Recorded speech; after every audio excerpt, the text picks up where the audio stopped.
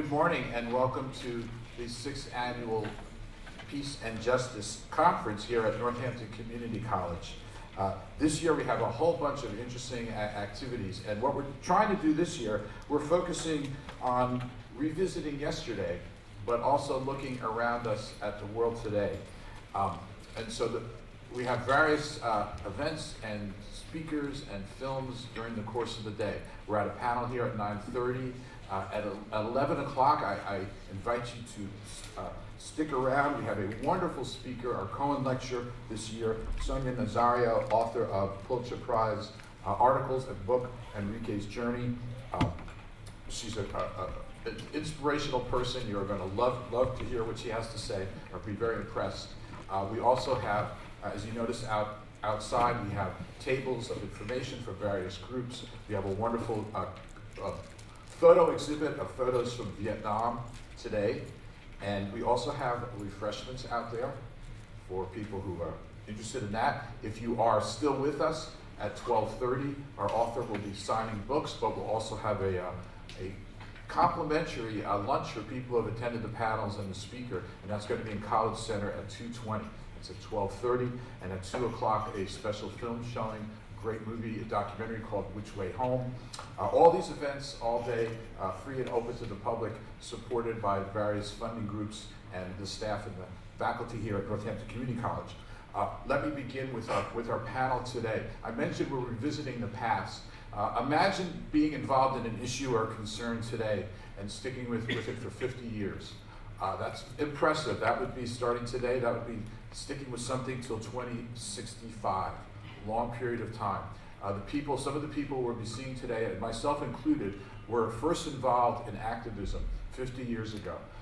In 1965, as the United States got involved in a war in Vietnam. And that inspired a lot of young people, myself included, and some of the panelists here, to become interested in issues and topics of concern for the country. To stay with it for years and years as the issues have changed is amazing. And let me just read a little something that this organization has mentioned. LEPOCO is celebrating its 50th year of working in the Lehigh Valley for peace and justice. That's good and bad news. The bad news is that after 50 years of advocating for peace, we are still needed. The good news is that after 50 years of advocating for peace, we still have the energies, skills, and funds to continue our work for peace and justice. That's wonderful sentiment. The group is called LEPOCO. They are the Lehigh Pocono Committee of Concern, and as you can see, they are still involved in all the issues, and I'm inviting them here to speak to us about 50 years of what they've been doing. LEPOCO.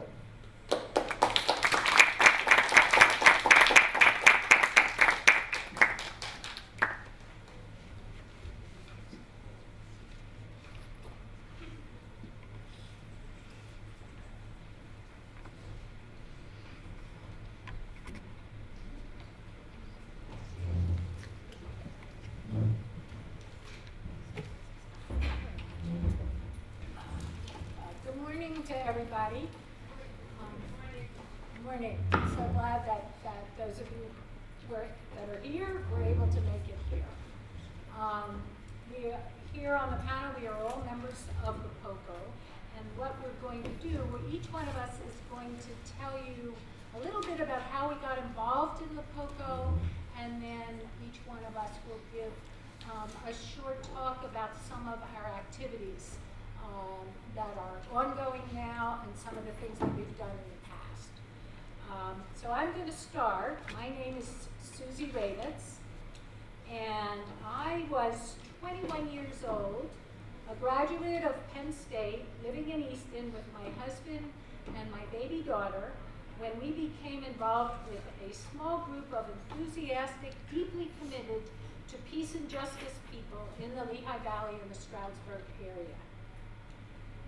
We all felt a strong need to protest with others what we felt was a totally misguided, unnecessary war in Vietnam.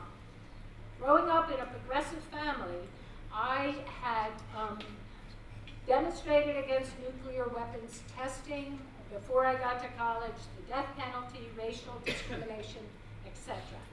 It fit perfectly with my upbringing to join with other progressive people protesting a war in a country that posed no threat to the well-being of the United States. My husband and I, consequently, were among the original founding members of LEPOCO 50 years ago. I am continuously stunned that the need for a peace and justice group like LEPOCO in a relatively conservative area like the Lehigh Valley has survived for 50 years. And sadly, as was just said, needed more now than ever before. Okay, and Fran. I'm Fran Dreisbach, and 6 years before LEPOCO got started, I was part of the planning and then the first Christmas peace pilgrimage from Nazareth to Bethlehem, a 10-mile walk to try to focus some attention on the fact that we need to seek peace every way. And at first, my husband and I and our family got a lot of negativity and jeering. But as the years went on, it became very positive. And this will be the 56th year of the Christmas Peace Pilgrimage. Because of my involvement in this and previously in the nuclear testing and so forth, it was a no-brainer for my husband and I to join that first meeting at Kirkridge to formulate LEPOCO. And I have been a member ever since, and I'm so grateful that as a mother of 4 young girls, my husband could join us from time to time, but he was not a person to hold me back from activities for peace and justice, and I continue to this day.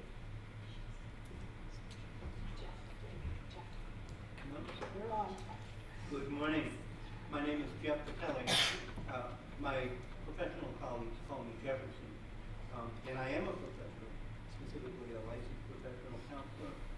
Currently, I'm working as a clinical coordinator of a mental health outpatient program in Eastern Allentown area. What I bring to the table is a lifelong passion and commitment to the process of healing the planet. I tell you this because 50 years ago, that's what I am today. 50 years ago, I was almost 50 years ago, I was a young draft resistor, very passionately committed to the practice of nonviolence and learning how to convert the mental attitude of war to peace conversion, getting people to think about making peace rather than fighting as a method of conflict resolution. So that's been my commitment for the last close to 50 years. More about that in a moment, but LEPOCO has always been, from my beginnings as a draft resistor war objective, LEPOCO has always been my base community, my support network, my spiritual congregation, as it were. So I am really delighted to be here and to share one of my great passions, perhaps my first job in my career pursuit. Good morning. My name is Nancy Tate. I grew up in Southwest Virginia in the mid-1940s to the mid-1960s. Two major influences from that time were, one, we, meaning my family, were members of the Church of the Brethren, one of the historic peace churches. Two, I grew up in the racially segregated South, but also witnessed, via television mostly, the civil rights movement. When my husband and I moved to the Lehigh Valley in 1970, we had already attended the big anti-war march in Washington, D.C. on November 15, 1969, and we were looking for more ways to witness for peace in the midst of the Vietnam War. We attended a screening of the award-winning documentary Hearts and Minds, sponsored by LEPOCO, and quickly got more and more involved. Marches, vigils, programs, study groups, etc. In 1974, I became LEPOCO's second ever staff person, and this work has consumed most of my energy for over 40 years, giving me so many wonderful opportunities to join with others working for social change and working to find ways to diminish wars and increase the peace. My name is Mimi Lang. Unlike many people at this table, I came to the peace movement kind of late in life, probably in my 40s, maybe in about 1986. I had a friend who said, "You're always talking about peace, but you don't do anything about it." And I thought, wow, he's kind of right. So I was introduced, first of all, to the Peace Pilgrimage, of which Fran is the great-grandmother, and I started there, and then I found out about LEPOCO, and I found an incredible, loving, spiritual community that works on peace and is always on your side when you're doing activities, and allows you to discover your creativity and how you can use that for peace and justice in the world. And it's been a wonderful experience, and I'm so happy to be part of it and glad to be here today. Thank you. Hi everyone, my name is Evan Hoffman. I'm a dancer, educator, DJ, and activist, and I've been a member of LEPOCO since I was 8 years old. My parents, my parents brought me along for the ride, and I've never really hit the brakes.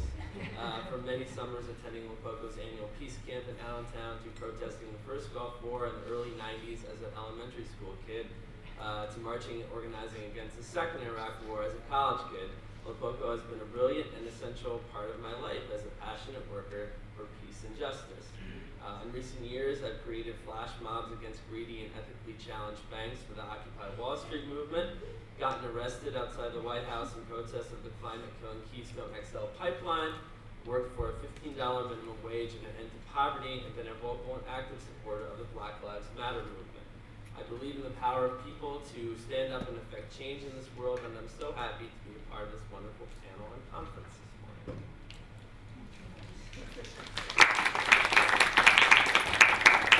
So speaking of creativity, we happen to have a lot of these bumper stickers, so we needed a way to use them up. So I get to wear my skirt that says "Cut military spending" as a big project of LEPOCO whenever we have a vigil or some other idea like that, where we can use exposure and a little street theater, which is very effective for our movement.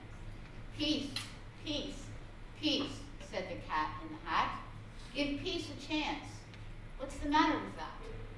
You stand on the corner, you write till you're blue, you shout out for peace. What's the matter with you? Peace takes forever. You vote and you picket. Defending the lease is a sticky wicket. They'll put you in jail and call you a beast. The press will believe them. Oh, what a feast. They'll use our tax dollars for war and avenging, while corporate folks enjoy comforts unending. But the cat sees a glimmer of hope. He sees light from those folks in LEPOCO who get it just right. May peacemakers believe that each effort we're making gives the earth a reprieve from hate and war making. Stay mindful, don't bend. This cat in the hat is forever our friend. Peace, peace, peace, said the cat in the hat. Give peace a chance. What's the matter with that?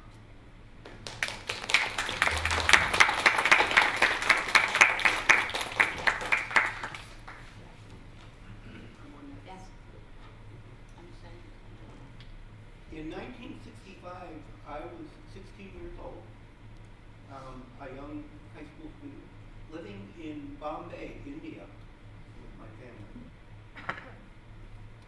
That was the year that LEPOCO was founded. There was also a time when U.S. troops were beginning to build in Vietnam, and the Vietnam War was launching in earnest. And I got very much a third world perspective on what was happening in Vietnam, and also was exposed to Gandhian philosophy and saw it in practice in the villages in India. Several years later, I matriculated at Lafayette College, and as I was turning 18, was confronted with draft, and started exploring conscientious objection as an alternative for myself, and became very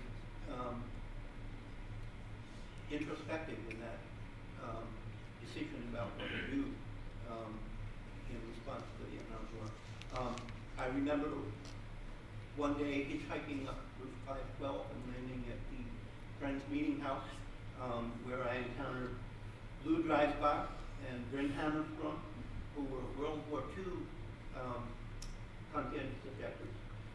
And that was my first encounter with LEPOCO members. And from that moment on, LEPOCO has been at the root of my opposition to war. At Lafayette, I was, my first year, a member of the ROTC platoon. As a matter of fact, I think I was in the marching band. By the second year, I was committed enough to opposition to war in general that I turned in my ROTC uniform and tried to organize other sophomores to turn in their uniforms and resigned from ROTC. Shortly thereafter, I went to my local draft board and attempted to resign from the select service system. They would not accept my resignation. So from there, the story goes that Dan Berrigan was at Lafayette and was doing a special service in Fulton Chapel. And I was so moved by his presentation that when the collection plate went around, I placed my draft card in the collection plate. And the result of that was that the local presbytery, the state presbytery, was forced to come up with a position on draft resistance. And they decided at that time to support draft resistance.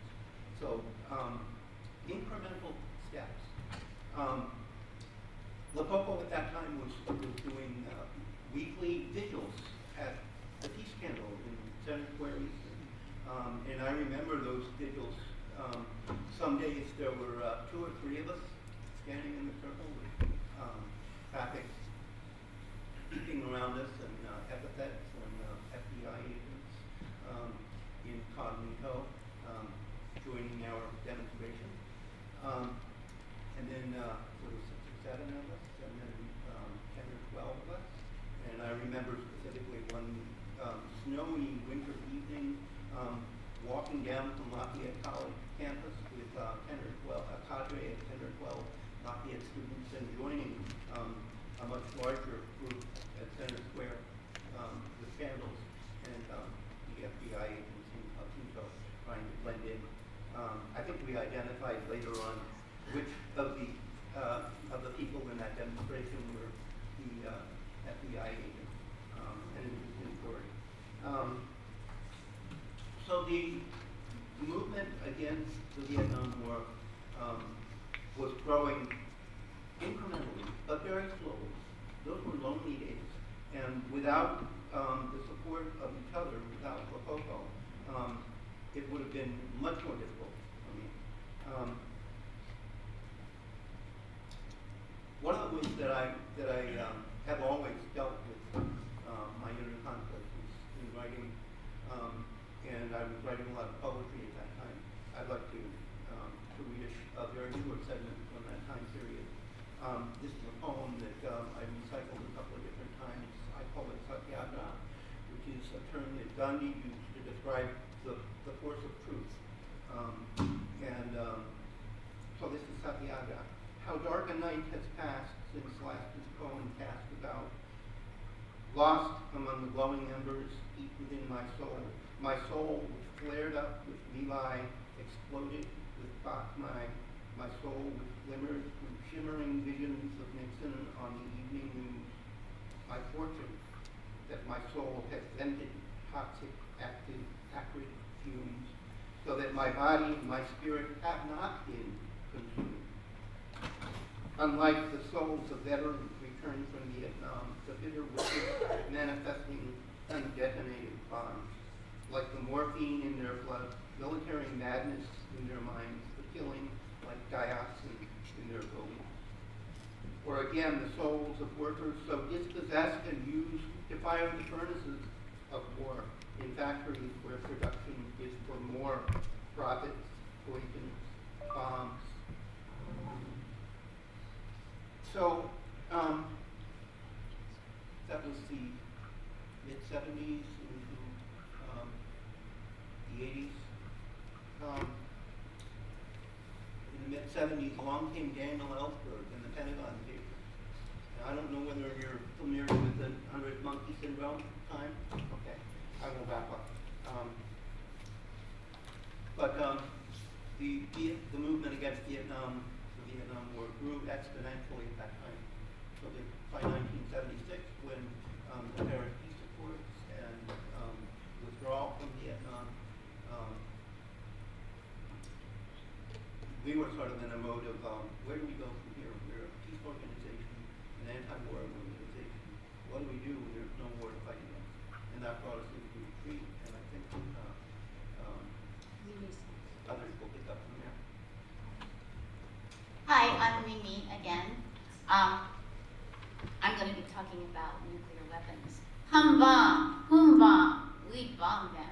Boom bomb, we bomb them. Boom bomb, we bomb them.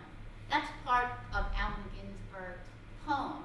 That's a much longer poem than this, that he wrote in 1971 called Hum Bomb. He revised it in 1991 as bombings continue.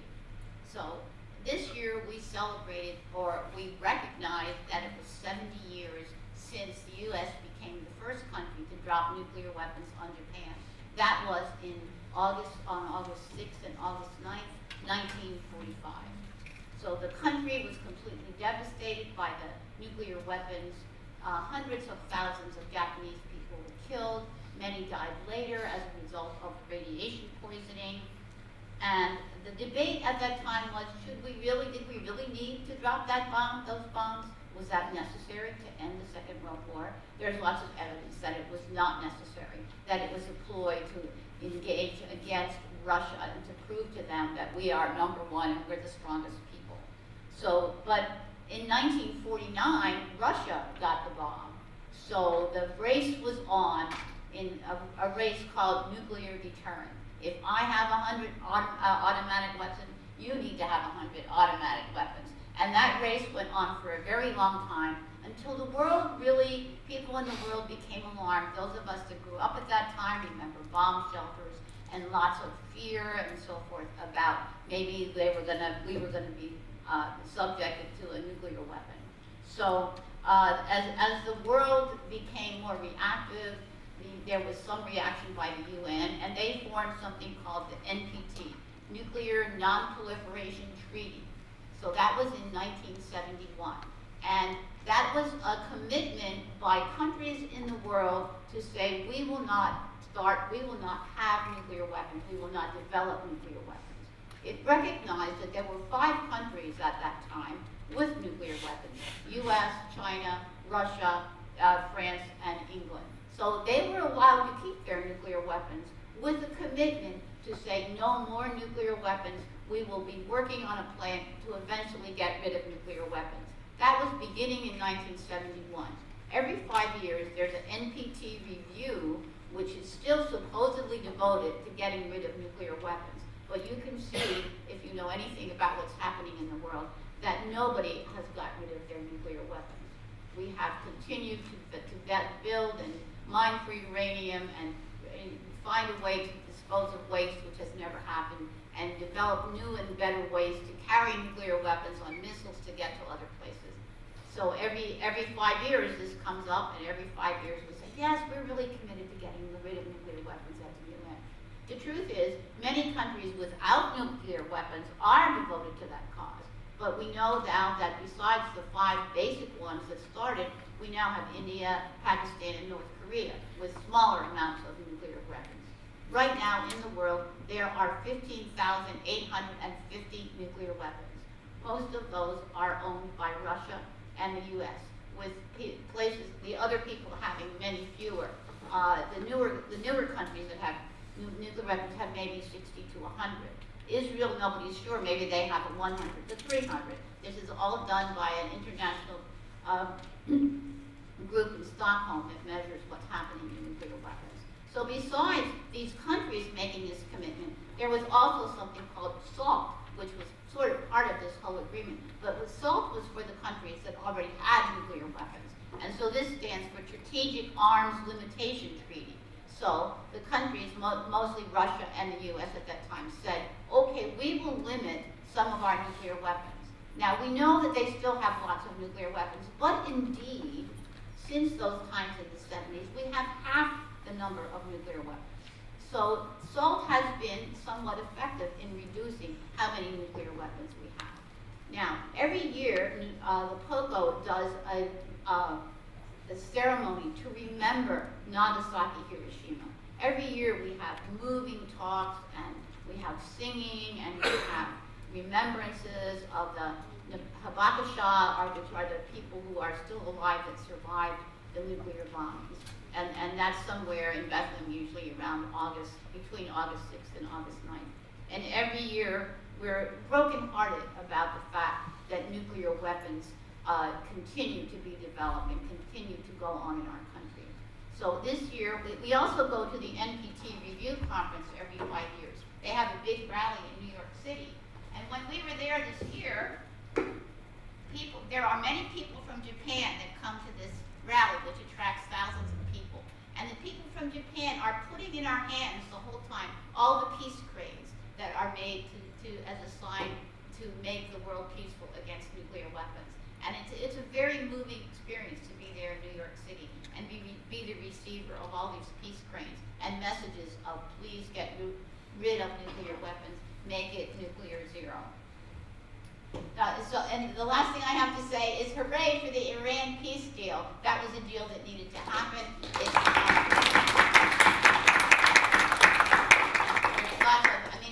It's not a perfect deal. It's a step towards diplomacy. And as one of our banners here says, diplomacy rocks. We believe that. Thank you. Again, I'm Nancy Tate. One of the ways to look at LEPOCO's work is to follow the focus around the globe. In the 1960s and early 70s, we focused on the war in Southeast Asia and learned a lot about Vietnam, Laos, and Cambodia. In the 1980s, we were looking at Central America as U.S. military intervention moved there. In the late 1980s and into the 90s, we looked at Africa as we found ways to support the freedom movements, especially in South Africa, that caught the world's attention. Since the early 1990s, we have focused, as you might guess, on the larger Middle East. Though we cannot celebrate this, a positive side of U.S. intervention around the world is our exposure to countries, cultures, and people we would not have met if we were not trying to end the harm our own government is bringing to those countries, cultures, and people.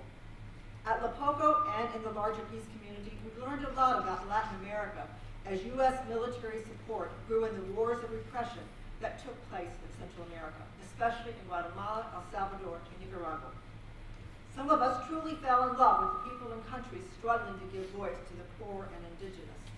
Some called it giving voice to the voiceless. The murders of Archbishop Romero and the 4 U.S. churchwomen in El Salvador in 1980 opened a decade of international attention on Central America, along with the ascendancy of the Sandinistas in Nicaragua in 1979.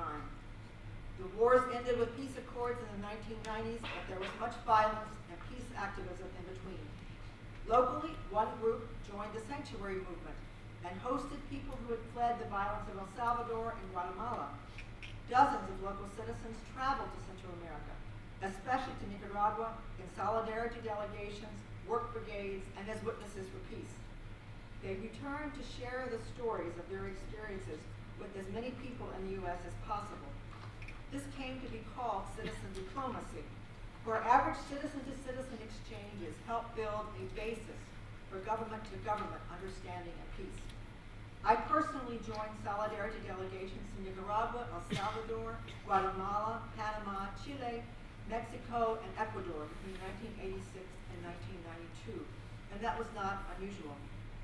Most of those delegations involved people from several different parts of the U.S., but LEPOCO did one delegation of our own to Nicaragua. I should note that besides Central America, we have subsequently done work around issues in Haiti, the case Puerto Rico, and most recently in Colombia. One could say in a broad way that all of our efforts are educational, trying to increase our own understanding of the impact of our government's policies around the world and here at home, and trying to reach each other with the concerns, or reach to others with the concerns we have about those policies. To that end, we show films, hold discussions, give talks, vigil, hold marches.